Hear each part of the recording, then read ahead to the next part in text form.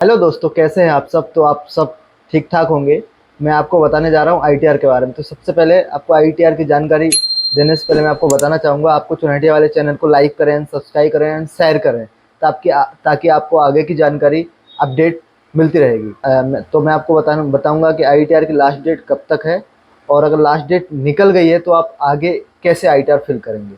ठीक है, बने रहिए आप मेरे चैनल। अगर आप आईटीआर फाइल करने के बाद भी आपको इनकम टैक्स की तरफ से नोटिस आता है तो आप क्या करें, मैं आपको इसके बारे में जानकारी दूंगा।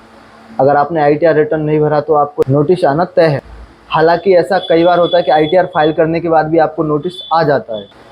आइए तो हम जानते हैं इनकम टैक्स नोटिस आने के बाद क्या करें।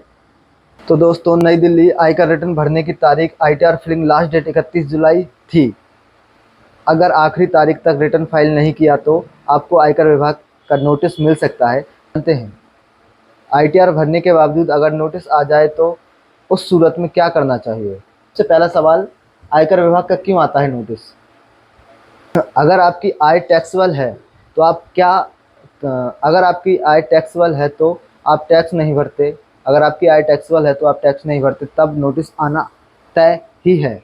हालांकि अगर आप अगर आप कम आय दिखाते हैं तो आयकर विभाग को अधिक आमदनी दिखती है तो भी नोटिस आ जाता है। इतना ही नहीं, आईटीआर भरते समय कैलकुलेशन में गलती, इनकम को सही तरीके से ना भरना या फिर अत्यधिक नुकसान दिखाने जैसी वजहों से भी आपको आयकर विभाग के नोटिस मिल जाता है। कई बार नोटिस आपके एड्रेस पर भी दूसरी जानकारी से गलती के चलते भी आ सकता है।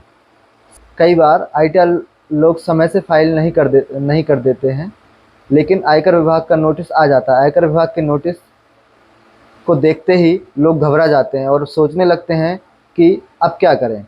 चिंता इस बात की होती है सब कुछ तो सही है। अब आते हैं दूसरे सवाल की तरफ, टैक्स रिटर्न सही से भरें।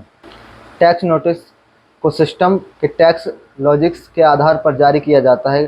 करदाता केवल तभी तरह के नोटिस से बच सकते हैं जब वह सुनिश्चित कर लें कि टैक्स रिटर्न सही तरीके से सही समय पर भरा गया हो।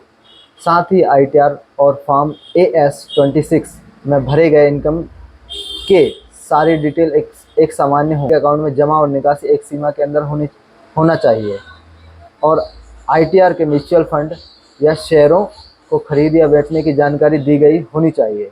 और आपको सबसे महत्वपूर्ण जानकारी, नोटिस जब आपके पास आता है तो ठीक तरीके से उस नोटिस को आप पढ़ लें। इसके बाद आपको इनकम टैक्स डिपार्टमेंट को सारी जानकारी आप दें। सबसे महत्वपूर्ण जानकारी मैं आपको देना चाहता हूं कि किसी एक्सपर्ट की सलाह लेने से आप बिल्कुल भी ना हिचकें। हेलो दोस्तों, आप मेरे चैनल को सब्सक्राइब कर लें ताकि आप आईटीआर के बारे में जो भी नोटिफिकेशन आता है मैं आपको अपडेट कराता रहूं।